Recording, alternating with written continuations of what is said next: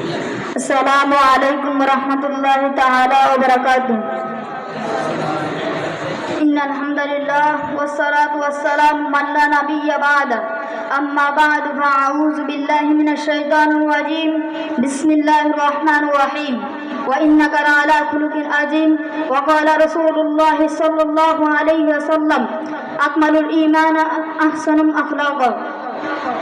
গতকাল জামিয়া ইসলামিয়া দারুল উলুম সর্বশেষ মাদ্রাসার আল খবর ছাত্র কাফেলা কর্তৃক আয়োজিত আজকের আরম্ভপূর্ণ শিক্ষা সেমিনার মুহূর্ত জলসার সুনামধন্য সভাপতি ও জ্ঞান আদালয় ভাস্কর ইনসাফ আদালতের মুক্ত প্রতীক ন্যায় নিষ্ঠার প্রকাশের বিজ্ঞ বিচারক মণ্ডলী ও আমার সামনে উপবিষ্ট বাংলা দূর দূরান্ত থেকে এলমি নববিদ্যার বাগ ছাত্র ভাইরা, আমরা সর্বপ্রথম ওই মহান রব্বে কারিমের দরবারে শুকরিয়া জ্ঞাপন করি যে মহান রব্বে কারিমের ফিতনা ফাসাদের জামানায় দুনিয়ার সকল দায়িত্ব থেকে মুক্ত করে এলেম শিকার ভাষা বেছে পবিত্র মজলিসে এসে ভাষার কিছু কথা বলা এবং শোনাটা দান করেছেন।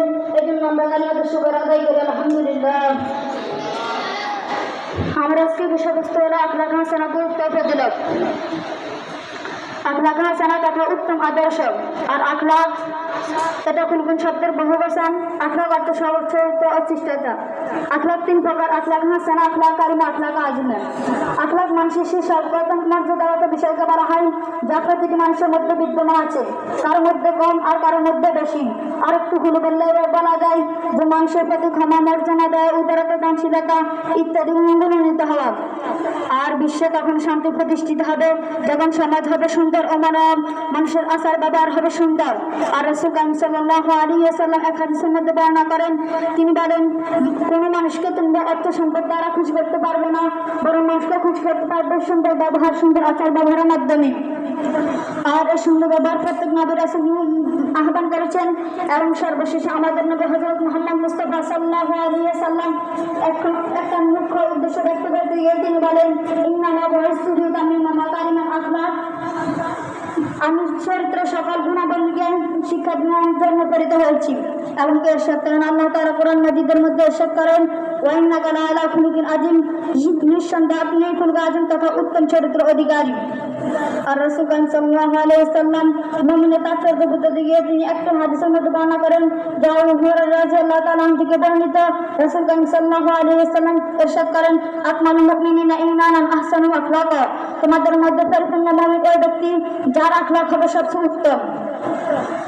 আর সাহাবায়ে কেরাম উম্মুল মুমিনিন হযরত আয়েশা রাদিয়াল্লাহু তাআলা আনহাকে জিজ্ঞাসা করলো যে নবীর আখলাক কেমন ছিল। তখন তিনি বললেন, ওয়া কানা খুলুকুল আযীম। নবীর আখলাক হলো কোরআন সম্পর্কে, আর কোরআন আখলাক নবীর আখলাক, তার মধ্যে কোনো ভিন্নতা নেই। আর রাসূল সাল্লাল্লাহু আলাইহি ওয়াসাল্লাম আখলাক সম্পর্কে অন্য এক হাদিসের মধ্যে বর্ণনা করেন, ইন্না মিন খিয়ারিকুম আহসানুহুম আখলাকা। তোমাদের মধ্যে সবচেয়ে সেরা ওই ব্যক্তি যার আখলাক সবচেয়ে উত্তম। আর কাব্য ভাষায় বলেন যে চেহারা সুন্দর হলে মানুষ সুন্দর হয় না, ভাই উত্তম চরিত্র চেয়ে শ্রেষ্ঠ আর কোনো কিছু নাই। রাসূল সাল্লাল্লাহু আলাইহি ওয়াসাল্লাম অন্য এক হাদিসের মধ্যে বর্ণনা করেন, আহাব্বুল বিলাদি ইলাল্লাহি আহসানুহুম আখলাকা।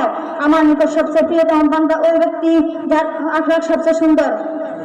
আমরা যখন আকাবিরদের দিকে তাকি, আমরা যখন সাহাবায়ে কেরামের দিকে লক্ষ্য করি, আমরা যখন নবীদের দিকে লক্ষ্য করি, আমরা কত পারি যে তাদের আখলাক কেমন ছিল, তারা কোন আখলাক গ্রহণ করে সোনালী মানুষে তৈরিত হয়েছে, আমরা সেই আখলাক গ্রহণ করি, সোনালী মানুষ গঠন করি। আর আখলাক কাব্য ভাষায়, কবিতা কাব্য ভাষায় বলেন, আখলাক হাসানা ঈমানের ধন, আখলাক হাসানা শান্ত করে মন, আখলাক হাসানা আল্লাহ করে ভাই, আখলাক হাসানা দিয়ে জান্নাতে পাই। নাসরুম মিনাল্লাহি ওয়া ফাতহুন করিম। আসসালামু আলাইকুম।